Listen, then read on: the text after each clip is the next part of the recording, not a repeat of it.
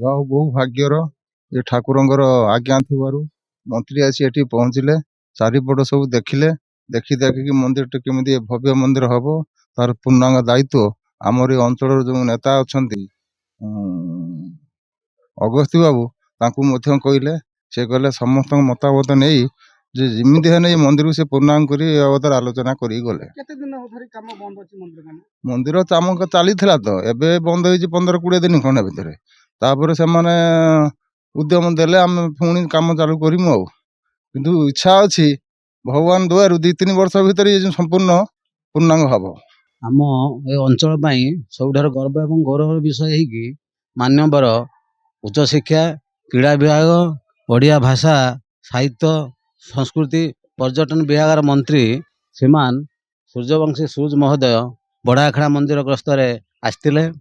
ଯାହା ହଉ ଏଇ ଯେଉଁ ୟାର ଇତିହାସ ହେଉଛି ଅତି ପୁରାତନ ଏବଂ ଏଠାରେ ଆମର ରଘୁନାଥଜୀଉ ଏବଂ ପୁରୀଧାମ ଭଳି ମହାପ୍ରଭୁ ଜଗନ୍ନାଥ ଏଠାରେ ବିଦ୍ୟମାନ ଅଛନ୍ତି। 12 ମାସରେ ଏଠାରେ 13 ପର୍ବ ପାଳନ କରାଯାଏ ଏବଂ ଏଇ ଯେଉଁ ବିଜୟସ୍ଥଳୀ ଆପଣମାନେ ଦେଖୁଛନ୍ତି ଏହା 8 ଏକର ଜାଗାରେ ଥିଲେ ମଧ୍ୟ ଏହା ଅବହେଳିତ ଅବସ୍ଥାରେ ଥିଲା। 2022 ମସିହାରେ ଏହି ଅଞ୍ଚଳ ବୁଦ୍ଧିଜୀବୀ ମାନେ ରଘୁନାଥଜୀଉ ବିକାଶ ମଞ୍ଚ ଗଠନ କଲା ପରେ 2022 ମସିହା ଜାନୁଆରୀ ମାସରେ ରାଜା ଶିବେନ୍ଦ୍ର ନାରାୟଣ ଭଞ୍ଜଦେଓ ଏବଂ ମହାରାଣୀ ମୃଣାଳିନୀ ଭଞ୍ଜଦେଓଙ୍କ କର କମଳରେ ଏଇ ଯେଉଁ ମନ୍ଦିର ଆମର କାମ ଆରମ୍ଭ ହେଲା। ବର୍ତ୍ତମାନ ସୁଦ୍ଧା ପ୍ରାୟ ଆମର 3 ବର୍ଷ ହେଉଛି ବିତିଗଲାଣି।